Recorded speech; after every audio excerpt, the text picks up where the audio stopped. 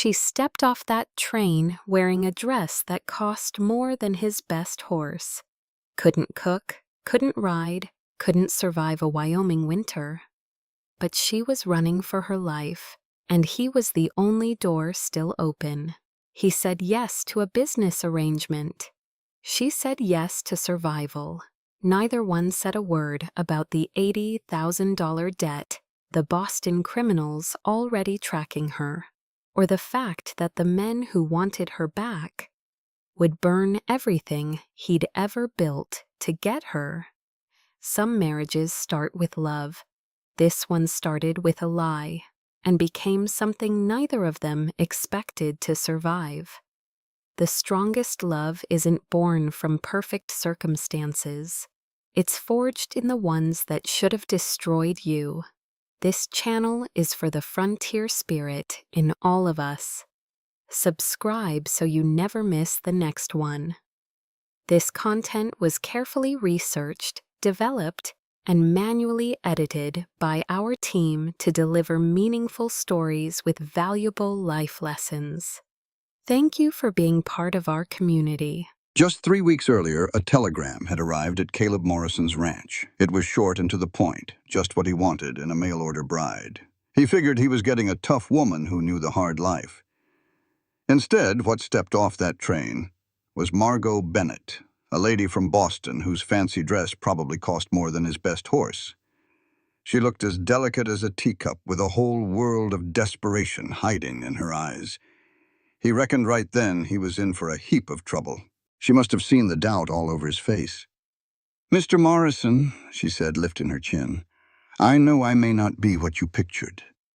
The advertisement didn't ask for calluses, just good character. I need a new life, and you need help." She looked him straight in the eye. "The question is, are you man enough to give me a chance?" Well, that little bit of fire caught Caleb by surprise. This fragile lady had more backbone than most folks he knew. "Fair enough," he said, picking up her bag. "That first week was a trial, let me tell you. Her first attempt at breakfast ended with eggs that looked like lumps of coal." With tears streaming down her face, she finally let the whole story spill out. Her father had gambled away everything, leaving her with an $80,000 debt to the Blackwell family. They wanted her to work it off in one of their Boston establishments, the kind of place a woman's reputation goes to die. "So you ran," Caleb said quietly. "I ran," she answered, her voice getting stronger. "I'm not running from being a wife, Mr. Morrison. I am running from being a slave in a velvet dress." That's when he understood. This wasn't just a business deal. So he taught her. He showed her how to cook, how to ride a horse, and how to trust herself. And bit by bit, he watched a tough Wyoming woman start to grow. Which brings us right back to that cold morning on the porch. Silas Blackwell sneered, "That debt doesn't just disappear, Margot." Just then, Caleb stepped out of the house, his rifle held easy in his hands. "She's Mrs. Morrison now." Caleb's voice was low and dangerous. "Her debts were settled the day she married me. You best be on your way." Blackwell looked from Caleb's rifle to the revolver in Margot's steady hands. "You really think that little pistol scares me?" Blackwell scoffed. "I'm not trying to scare you," Margot said, her voice clear as a bell. "I am making a choice. I would rather be judged for defending my home than go back to being your property." She didn't back down an inch. For the first time, Silas Blackwell looked uncertain. This wasn't the scared girl who fled Boston. This was a rancher's wife. After a long, tense moment, Blackwell and his man backed off, spitting threats as they scrambled into their carriage. They rode away in a cloud of dust, leaving peace behind them. Margot let out a shaky breath, the revolver feeling heavy in her hand. Caleb came and stood beside her. They had won. It just goes to show you true strength isn't about where you come from. It is about the stand you're willing to take for the life you choose to build. "A debt follows you, Miss Bennett," Silas said with a grin. $80,000 plus interest comes to $90,000. Your father put you up as the guarantee. Caleb appeared on the porch, a rifle held easy in his grip. "Gentlemen, you seem to be on the wrong piece of land." Silas turned to face him. "And who might you be?" "Caleb Morrison. I own this place. I'm also Margot's husband." He lied without a blink. Silas's grin got wider. "Well now, husband. Did she tell you about the money she owes?" Caleb's voice was steady. "Did y'all mention that what you are doing is illegal out here?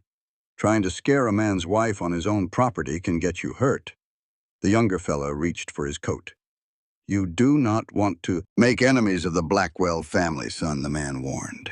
Caleb's rifle moved just a bit. "Y'all can leave quiet-like or learn a hard lesson about how we do things out here." Silas just laughed. "We will be back, Miss Bennett, with the right papers and enough men to handle your cowboy." After they rode off, Margot crumpled. Caleb caught her, the kitchen knife she had been holding falling to the porch. He carried her inside and wrapped her in a blanket. "I brought this trouble to you," she whispered. "No, they followed you here," Caleb said, handing her a cup of coffee. "You told them I was your wife." "It would be easier if it were true," he said, "so let's make it true. We will get married in Cheyenne tomorrow. Then their papers won't mean a thing." "Why would you do that for me?" she asked, her voice shaking. "I am useless." "You are not useless," Caleb stated firmly. "You stood up to those men. I am not asking for love, Margot. I am offering you the protection of my name. It is a deal. You keep trying to build a new life, and I will keep you safe." "What if they come back with more men?" she worried. "Then we will face them," he said, touching her hand. "Let's stop with the what-ifs," he said. "Right now you're in trouble, and I can help." After a long pause, she nodded. "All right, tomorrow." That night, neither of them slept. Listening to her pace the floor, Caleb realized he did not regret his choice. In just 8 days, this woman from Boston, with all her struggles, had earned his respect. He wanted to see her safe and have a real chance at a new life. It was not love, but it was something important. The next morning, they rode to Cheyenne in silence, barely speaking. The judge in the simple courthouse did not waste time. "Do you, Caleb Morrison, take this woman?" "I do." "And do you, Margot Bennett, take this man?" Her voice was soft, but steady. "I do." "Then you are husband and wife," the judge declared. "That will be $5. On the ride back to the ranch, Margot seemed to sit a little taller in her saddle. They were partners now, bound by law. As the ranch came into view, Caleb spoke quietly. "Welcome home, Mrs. Morrison." Margot looked over at him. "Thank you for giving me a home." But they both knew the Blackwells would be back. Their marriage was just the first move in a long fight. That evening they ate a quiet dinner, two strangers bound by a contract. "I made stew," Margot finally said. "It is not burned. Caleb tried it. It is good, a real improvement." "You are just being nice," she replied. "No, I am being honest." "It is a start," he insisted. Margot put her fork down. "Do you regret this?" she asked. The question filled the room. "I regret why we had to do it," Caleb answered slowly. "But I do not regret doing it. I am not looking for happiness, Margot. I am looking for someone who does not quit. And you have not quit." "That seems like a low standard," she said. "It is the only one that counts," he replied. "Tomorrow you stop just surviving, and you learn to live." The next morning was bitter cold. Caleb found Margot in the barn, shivering as she struggled with the milk cow. "She just will not stand still," she said, her teeth chattering. "I have been trying for a—" "It's been 20 minutes because that cow knows you're scared." Caleb took a stool. "Now watch." He showed her the steady rhythm, a firm pull that sent milk singing into the bucket. The animal just stood there, calm as you please. Critters can smell fear. You gotta walk tall out here, especially when you feel small. That sounds tiring. It's how you stay alive. He gave her the bucket. "Your turn." Margot sat and tried to copy him, but nothing came out. "Put some muscle in it." She pulled harder, and the cow shifted, getting annoyed. "She is going to kick me." Caleb came up behind her, his hands covering hers, guiding the pull. "You feel that? It ain't gentle, but it ain't rough. It's sure. A cow trusts a sure hand." Margot forgot to breathe, feeling his closeness, the surprise of him teaching her this way. Caleb stepped back fast. "You keep at it. Don't come inside till that bucket's full." He had to walk away from whatever that was. This was just a deal to teach her how to work. But his hands still felt hers, and he couldn't shake it. 3 days later, trouble showed up. Caleb was checking a fence when he heard a pure terror scream. It was Margot. He took off running with his rifle, thinking it was the Blackwells. Instead, he found Margot pinned against the corral fence by his stallion, Thunder, a beast of pure muscle and bad attitude. "Don't you move," Caleb hollered. "He's just testing you. If you run, he's won. Stand right there. Trust me." She stood her ground, shaking like a leaf, while that horse snorted and pawed, deciding if she was worth the trouble. Caleb eased into the corral sideways, not looking for a fight. "Easy now, boy. She's one of us. No need to bully her." Thunder's ears twitched. He knew that voice. After a long minute, the horse just turned and walked off, deciding she wasn't a threat. The danger passed. Margot slid down the fence, her legs like jelly. "I really thought he was going to kill me. You were wrong." Caleb pulled her up, maybe a little too rough because his own heart was still pounding. "What in the world were you doing in there, proving I could handle him? By getting stomped into the dirt? By not being afraid?" She shoved his chest, shocking them both. "You said to be confident." "I was trying to be confident. There's a difference between confident and stupid. You don't mess with a stallion when you can barely ride a gentle mare. That ain't confidence, Margot. That's a death wish. I am trying." The words were raw. "I'm trying so hard, but it's never enough for you." Caleb grabbed her arms. "You're doing just fine, but you can't rush this life. Taking shortcuts out here gets you buried. This whole marriage deal is useless if you're dead." "Why?" Margot's eyes flashed. "Why do you care? For my cooking? My chores? What am I even good for, Caleb? You're good for not quitting." His voice went low. "You're good for getting up each morning even though you are scared. You're good for trying to milk a cow in the freezing cold because it has to be done. You're good for facing down thunder when you wanted to run. That's what you're good for. You're tougher than you let on." Margot just stared at him. Then she started to cry. Not quiet tears, but big, ugly sobs. Caleb just stood there, lost, before pulling her in and just holding her. "I miss my daddy," she mumbled into his shirt. "I miss my old life, and I hate it 'cause that life was its own kind of poison. But I knew the rules. There is only one rule that matters here." Caleb's voice was right by her ear. "You don't quit.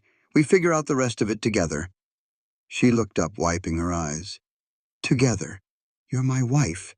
That makes keeping you safe my business. And I reckon my survival is your business now, too. So, yes, together." It wasn't love, not yet, but it was a start. A partnership was being built out of need and a little respect. That night, a knock came at the door close to midnight. Caleb answered it, rifle in hand. It was Jackson Hayes, the closest thing to the law they had, and he looked worried. "Caleb, we need to talk." Inside, Margot appeared, wide awake. "What is it?" "The Blackwells." Jackson pulled out some papers. They filed a claim at the court. Debt collection, a guardianship claim, everything. They got a judge over in Laramie in their pocket to sign off on it. The marriage should stop that. Caleb's jaw was tight. It should, but they're crying fraud. Saying she only married you to get out of her daddy's debts, which would make the marriage a crime. Jackson looked right at Margot. "Ma'am, I am sorry, but they brought in big city lawyers who know how to twist the law." "What does this mean?" Margot's voice was steady, but her hands were shaking. "It means they can ask a judge to end the marriage. It means they can argue you should be sent back to Boston while your father's business is sorted out. It means they have the power to make your life a living hell." Jackson paused. "They are also offering a way out." "What way?" Caleb's voice was sharp. "They will drop all of it if Mrs. Morrison goes back to Boston for 6 months to work off the debt. They say they will give her a place to live, a salary, and protection. After 6 months, she is free." "That is a lie," Margot said softly. "If they get me back there, I will never leave again. 6 months will turn into a year, then forever. I know how they work." She is not going. Caleb stood beside her. Tell them no deal. Caleb. Margot put a hand on his arm. Maybe I should. No. He looked at her. You are not going back to those people. We will hire a better lawyer and fight this. With what money? You are a rancher, not some rich tycoon. Fighting the Blackwells costs a fortune. We cannot afford it. I do not care what it costs. Well, I do. Margot's voice got louder. I will not let you lose this place because of me. I will not be the one who ruins your whole life. I would rather go back. That is what I'm afraid of. The words just flew out of her. Don't you get it? They will kill you if you stand in their way. They have done it to others. My father had friends who tried to help him. Good men. They had accidents or got robbed. Some just vanished. I will not let that happen to you. Jackson cleared his throat. There might be one other way. They both looked at him.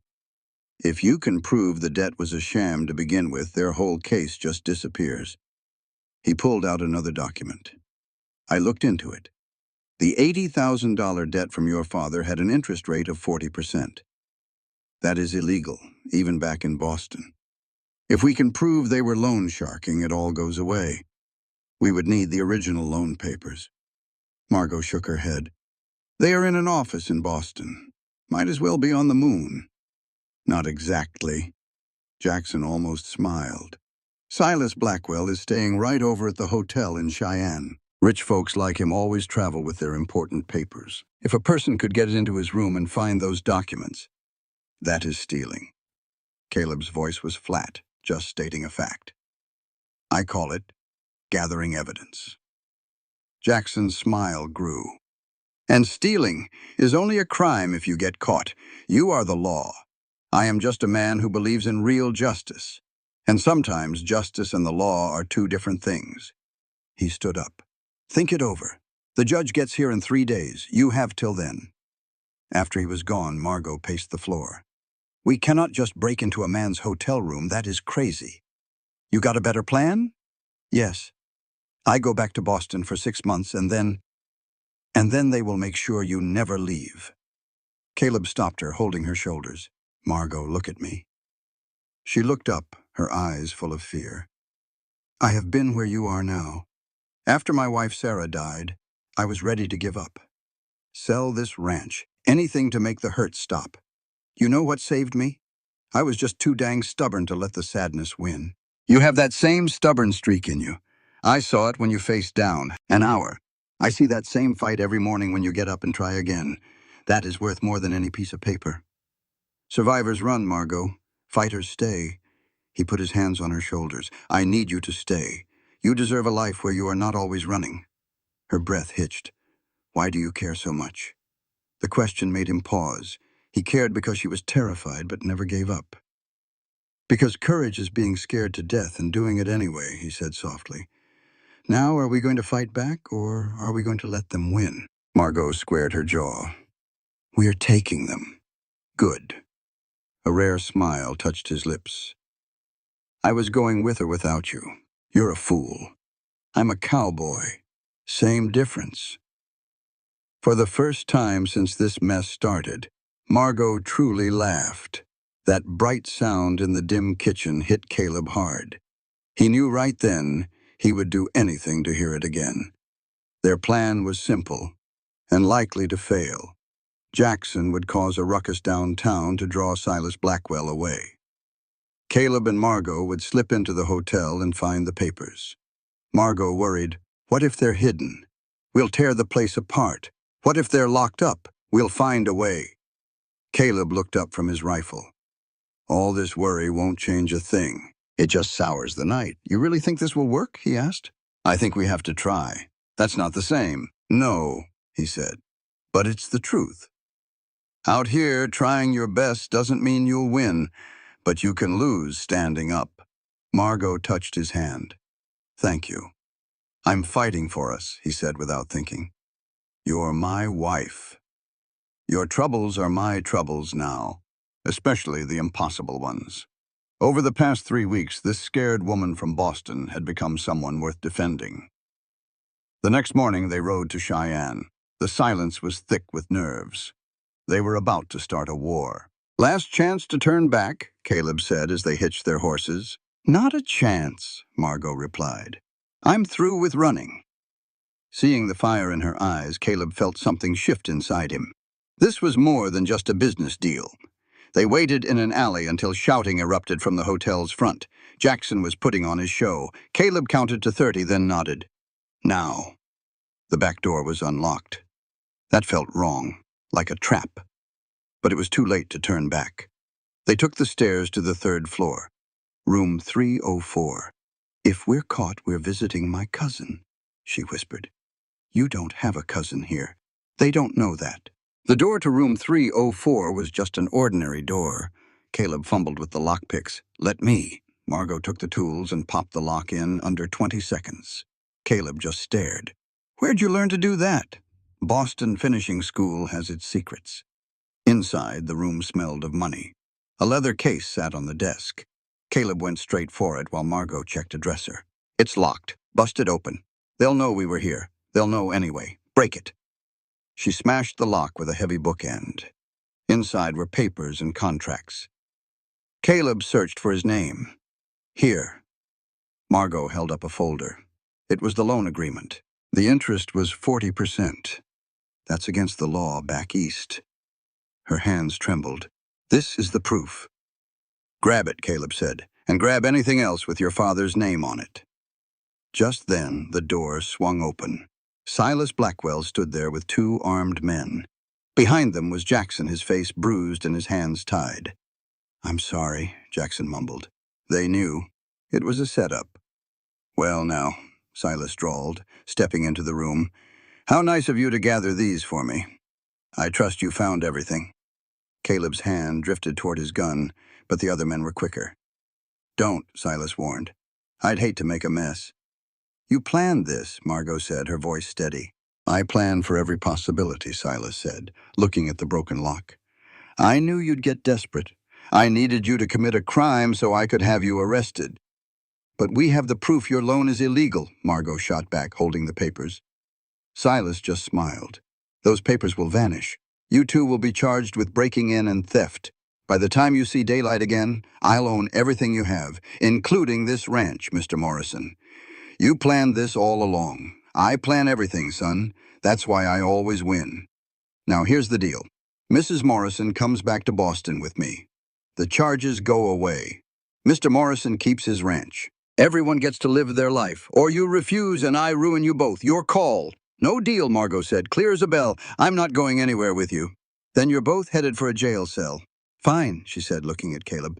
"I'm sorry for this. I walked into this with my eyes wide open." He faced Silas. "Do your worst." Silas actually chuckled. "Well, I'll be. You two really care for each other. I didn't count on that. This was supposed to be business." He shook his head. "This is almost a tragedy." "Almost." Silas nodded to his men. "Take them." Things happened fast. Jackson, still tied, slammed into one of the gunmen. A shot thundered through the room. Caleb lunged for the second man as Margot threw that heavy bookend right at Silas's head. It hit with a nasty crack. Silas dropped. His men turned, and Caleb hit the closest one with a punch that broke bone. Jackson was on the ground, using his ropes to choke the other man. It was over in 30 seconds. 3 men were down. "Did I kill him?" Margot's voice was shaky. Caleb checked Silas's pulse. "No, but he'll wake up with a powerful headache." "Good. Now what?" "Now we run." Jackson freed his hands and snatched the loan papers. They raced down the back stairs and out to their horses. Shouting started inside the hotel. They rode like the wind, away from Cheyenne. 2 miles out, Caleb reined in. "We can't go to the ranch. It's the first place they'll look. Then where do we go?" "Pins." She looked like a wildcat, full of life and not scared of a thing. Jackson pointed west. "I know a place, an old mining camp in the hills. Ain't nobody been there for years. We can lay low there." "You cannot use those papers legally," Margot told him, taking the documents. "Look at these names. That is not just Silas Blackwell. That is Judge Alderman from Boston and Senator Morrison. Some of Boston's biggest men backed this loan. So it is useless." Caleb felt his hopes sink. We cannot touch them. I did not say that. Margot's eyes had a dangerous shine. I said powerful men backed it. Men who would pay a pretty penny to make sure this dirty laundry never airs out. Jackson let out a low whistle. That sounds a lot like blackmail. It is leverage, Margot corrected. They wanted to use my father's debt to own me. Now we will use their dirty dealings to own them. Time to fight fire with fire. You are talking about threatening a senator? Caleb could hardly believe it. And a judge and the whole Blackwell clan. Margot, that is not leverage. It is a death wish. It is the only card we have left. She held the papers up. Their reputations are worth more to them than $80,000. We offer a trade. They cancel the debt and leave us be for good. In return, these papers go up in smoke. If they say no, we send copies to every newspaper from here to Washington and burn them all down. Her smile was like a shard of glass. My father tried to be honest with them. I'm going to make them wish they had never heard my family's name. Caleb just stared. This was the same woman who was scared of a horse, who cried over frozen water. Now she was ready to take on the most dangerous men in Boston without so much as a blink. Who in the world are you? He asked. I am your wife. Margot's gaze was steady. And I am done running. It is their turn to run. They rode to the camp as the sun went down. The place was just like Jackson said, empty and perfect for hiding. They did not dare light a fire. We have to move fast, Jackson said, pacing. By sunup, Silas will have men everywhere. We have about 12 hours, then we will use every minute of them. Margot laid the papers on a crate. We need copies, just in case. Then we write letters to every man on this list. We also need a way to deliver them that does not lead back to us. That is a tall order for one night, Caleb said. Then it will be a long night. Margot picked up a pen. Caleb, you make the copies. Jackson, you write the letters. Make them polite but firm. I will make a list of newspapers that would jump at this story. They worked for the next 6 hours straight. Caleb watched Margot take charge. She was not just some scared girl from the city. She was a general planning her battle. And she was smart. She was not just trying to survive. She was fighting back. Done. She finally said, 3 copies of everything, letters, and a list of reporters. Now we just need someone to deliver it. I will do it, Jackson volunteered. I can get these to Boston. I know folks who owe me. That is mighty dangerous, Margot said. They will not catch me. Jackson smiled. I have been running from bad men my whole life. Besides, I feel partly responsible for this mess. You did not get us into this, Caleb told him. The Blackwells did. Still, I aim to help you finish it. Jackson took the papers. I will be gone before dawn. Give me 3 weeks. After that, you should start getting some very nice letters from some very scared men. After he rode off, Caleb and Margot sat in the quiet dark. The Wyoming wind howled outside. Do you reckon it will work? She asked. I suppose we will find out if their pride costs more than their good name. Caleb looked at her. How did you change so fast? I was always this person. Margot's voice was low. Boston just taught me to hide it. It taught me that women who fight back get broken. Out here fighting is how you stay alive. You showed me that. I did not teach you to go after senators. No, my father did. She gave a small, sad smile. He told me their whole scheme was built on powerful men who could not afford a scandal. He just never knew how to use it. I do. We give them one chance to walk away clean. That is more kindness than they ever showed my father. She looked worn out. You must think I am awful now. I think you are exactly the woman I married, Caleb said, moving closer. You have always been brave and determined, even when you were scared. You just stopped pretending to be anything less than a fighter. I hit a man with a bookend. I might have killed him. But you did what you had to do, Caleb said softly. You saved us. I was down and you did not hesitate for a second. You were a force of nature. I was scared to death. Courage is being scared and doing it anyway. I told you that once. Caleb, what is this between us? This marriage was supposed to be for protection. But now it is real. The words just came out. Somewhere between your terrible cooking and tonight, it got real for me. For me too, she whispered. I tried to keep my distance, but you make it impossible. You are too good a man. He just had to kiss her then. He could not pretend it was just business anymore. She kissed him back with all the fear and hope of the last few weeks. When they finally broke apart, the air was thick with unspoken feelings. Well, that complicates things, she said, her voice shaking. It was already complicated. Caleb touched his forehead to hers. We're holed up, going against powerful men, and running from killers, he whispered. A kiss is the simplest part of this day. She gave a bright laugh he'd come to cherish. Good point. They sat quietly as the night deepened, sharing the same fear and a little bit of hope. Caleb, Margot said softly, if this works, what happens then? We go home, he answered, squeezing her hand. Back to the ranch. And if it doesn't, we'll run. I don't care where we go, Margot, as long as we're there together. She nodded, leaning into his shoulder. Together. I like that. They held on to each other through the cold night. At dawn, they rode for Ironwood Ranch, returning home to wait for their fate. They would face it as one. That much was certain. The first week of waiting was its own kind of hell. Margot threw herself into ranch work with a fierce energy. She learned to mend fences and churn butter, her hands blistering then growing tough. Caleb watched her become stronger, feeling a mix of pride and fear. He realized just how much he stood to lose if they had to run. You're staring again, Margot said, her hands steady on the butter churn. Just making sure you're doing it right, he lied. You're worrying, she said, finally looking at him. It doesn't change anything. Neither does churning butter. But I'm doing it, she said with a genuine smile. And if we have to run, I'll need these skills. We're not running, he insisted, taking the handle from her. We fight if we have to. This is our home. The Blackwells won't take it. She touched his face. You've changed.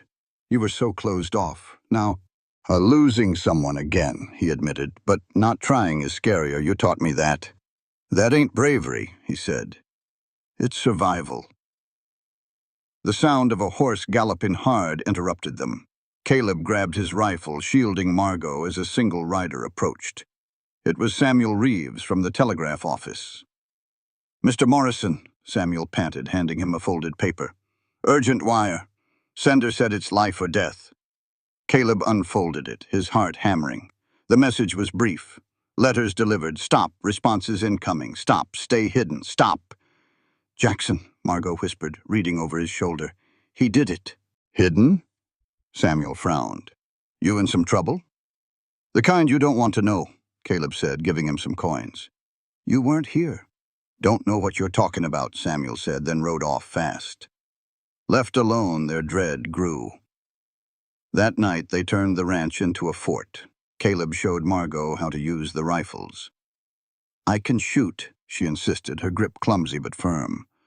Good, he said, adjusting her stance. Aim for the middle and don't stop until they fall. That's how you survive. That's awful. It is, he agreed. But it's survival. Taking a life changes you, he said. I know. I regret the need for it, but I'd do it again to protect you. I'm not yours to own, Caleb, she whispered. I know, he said, taking her hands. You're my partner, the woman I can't lose. She kissed him. Then don't. We face this together. Deal. Later, their neighbor, Thomas Hartwell, arrived with a warning. 6 or 7 armed strangers are in town asking about you.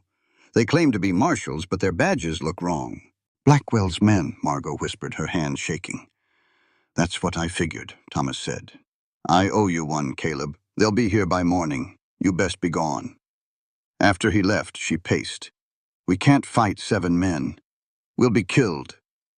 We're not fighting. We're hiding, Caleb said, already packing. There's a line shack 2 miles north. We'll wait there. And the ranch? Thomas will watch it. We leave in 2 hours. But on his ride to see Thomas, Caleb saw thick black smoke. It rose from the hills exactly where their hideout was. He rode hard toward the fire, a sick feeling in his stomach. And a sign nailed to a tree read, "We know where you hide.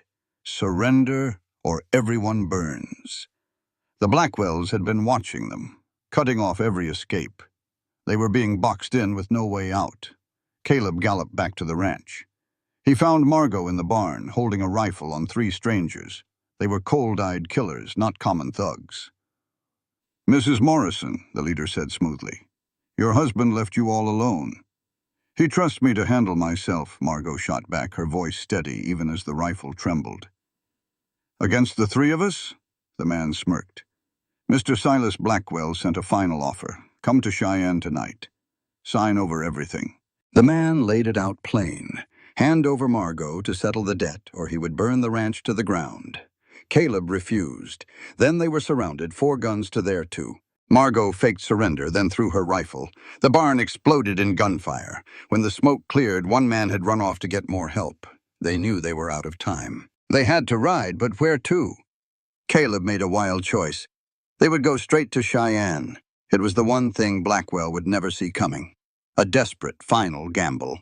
They pushed their horses hard, reaching the hotel in Cheyenne at sunset. Caleb walked into the lobby and yelled for Silas Blackwell. He was through hiding. This ended right now. Blackwell appeared calm as you please. He held a telegram saying their friend Jackson was arrested and all their proof was gone. It felt like their whole world had just caved in. Blackwell offered a cruel deal. Sign away the ranch, or they would both hang. It seemed they were completely beat, with no cards left to play and nowhere else to turn. But Caleb saw the lie in his eyes. He knew Blackwell was bluffing. If he truly had all the power, he would not be making deals. The trap was a weak one. Just then, the hotel doors burst open. In walked Federal Marshal William Carter with 6 deputies. He announced Silas Blackwell was under arrest. The law had finally come to Cheyenne. Carter explained everything. Blackwell's powerful friends had betrayed him to save their own skin. As they took him away, Silas lunged for Margot, but Caleb laid him out with one punch. Silas hit the floor hard, and the deputies put him in shackles. That was assault, Carter, the federal man, noted. "Self-defense," Caleb said, his knuckles aching. He was going for his gun. "Funny, that is what I saw, too." Carter then turned to Margot. "Mrs. Morrison, your father's debt is officially gone. The Blackwell family has no more claim on you. You are a free woman." Margot nearly fell, but Caleb held her tight. Free, truly and completely free. The nightmare was over. "What about Jackson?" she asked. "He will be on the next train heading west," Carter said. "I suggest you 2 go on home. This town is about to get real noisy with your story." They left the hotel without another word, walking out into the quiet street. That Cheyenne night left Silas Blackwell in chains, staring down a lifetime in a federal pen. Outside, Margot just stopped and started laughing, a wild sound that turned right into sobs. "We actually won," she cried. Caleb held her tight. "We sure did. It is all over now, Margot." She pulled back, her eyes wide. "I thought we were done for. How did you know Silas was bluffing?" "A man holding all the cards does not offer a deal," he said. "He just takes." He admitted the marshal's arrival was when he knew for sure. That was not just good timing, she realized. That was Jackson. He must have gone to the feds. "You saved us first," Caleb told her, taking her hand. "Let us go on home." The ride home was quiet. When their ranch came into view at sunrise, Caleb could finally breathe again. It was still standing, still theirs. The barn needed repairs, but everything was fixable now that they were free. "I could sleep for 3 days straight," Margot said, sliding from her horse. "Then I am learning how to bake a pie that does not burn." "We will get to it," Caleb promised, "after you get some rest." She fell onto the bed, boots and all, too worn out to care. He lay down beside her, and they fell asleep, tangled up. A loud, steady knocking woke them. Caleb grabbed his rifle, not yet convinced their troubles were gone for good. It was Jackson Hayes on the porch, bruised but grinning. "Heard you all had a busy night," he said. You heard right, Caleb answered, pulling him inside. You look like you have been through it. Jackson admitted the Boston police were not gentle, but Senator Morrison sang like a bird once he saw the proof. He turned on everyone to save himself, Jackson explained. Margot appeared looking sleepy but free. Is it really done? She asked. The Blackwell business is finished, Jackson confirmed. Silas is going away for life. You two are completely safe. Margot sank into a chair, overwhelmed. All that running, all that fear, just gone. Jackson's voice was soft. It is over. Your father's debt is gone. Your name is cleared. Your name is... So the law just let you go? Caleb asked. Jackson grinned. Turns out what I did is called cooperating with an investigation. I got a commendation, not a jail sentence. Might even get a job offer from the marshals. Seems I am good at rattling the right cages. He got up to leave, saying he just wanted to make sure they knew it was all finished. After he left, the kitchen felt huge and quiet. What now? Margot asked softly. Now we live, Caleb said, stepping closer. We run the ranch, fix the barn, and I will teach you to make that pie. We build the life we were meant to have. He touched her face. Unless you want to go back to Boston. Do not be a fool, she said. Her voice was full of warmth. I am not going anywhere. This is my home now. I choose this hard life, right here with you. She cut him off with a kiss. I do not need fancy. I need real. I need a partner who showed me how strong I am. I want you, Caleb. Pretty clear, he said, pulling her in. So, you are saying you want to be married for real this time? For always, she promised, smiling into another kiss. I love you. The words came out easy. I love you too, he said. Probably since I saw you stand up to Silas. You are brave, and you are a terrible cook, and I do not want to live a single day without you. Hey, I am getting better at the cooking, she teased. Over the next 3 months, as they rebuilt the barn, Margot became a new woman. She was no longer some frightened lady from Boston, but a tough Wyoming hand who was sure of herself. Word finally came that Silas Blackwell got what was coming to him, a 30-year prison sentence, and his whole crooked empire crumbled. One morning, Caleb saw Margot in the barn, confidently teaching the new hire how to saddle a horse like she had been doing it her whole life. You are a natural teacher, he told her when they were alone. I learned from the best, Margot said, holding him close. You showed me how to be brave. We helped each other out, he replied. She mentioned she had been reading Sarah's books. Caleb tensed for just a second. I am sorry, she started. But he took her hand. Do not be. Sarah would have liked you. She would be glad I found someone who really chose this life, not just born into it. I still think of her, he admitted, but it is not a painful memory now, just gratitude. You did not replace her, Margot. You gave me a new reason to live. I will take any love you can give, she whispered. I love you completely, Caleb said. Now, are we going to get emotional, or are we going to fix that fence line? Fence line it is, she smiled. They worked together in easy silence. Their life was simple and real, a true partnership, free from the past. That night she whispered, Thank you for giving me a home, for showing me I was strong. You always were strong, Caleb said. You are the one who brought me back to life. You made this ranch a home again, not a graveyard. So we saved each other, she concluded. Yes, we did, he agreed. She kissed him. Do you think we will have quiet years now? It will not be boring, he chuckled. But we will have our years together. Together, she repeated, settling against his chest. That is what counts. As she slept, Caleb thought about how far they had come. The ranch was theirs, and the danger was gone. Two strangers brought together by trouble had built a life by choice. They proved that two broken people could fix one another. Margot came to Wyoming looking for safety, but she found a home. The hard times did not weaken her. They showed her the strength she had all along. And Caleb learned that a man's heart can heal and love a second time. He learned that real love was fighting for someone and giving them room to become who they were meant to be. In the years that followed, they faced down every challenge Wyoming offered. They grew the ranch until Ironwood was known all over as a model of hard work. Margot's cooking never much improved, but her coffee was strong. They had 3 daughters, who all had their mother's fierce spirit and their father's quiet strength. Their daughters learned that real courage was acting even when you were scared. They learned that a partnership meant choosing each other every single day. Sitting on the porch at sunset, Caleb and Margot would remember how a desperate woman met a grieving man. Their life together was born from trouble, but it was held together by a love that proved unbreakable.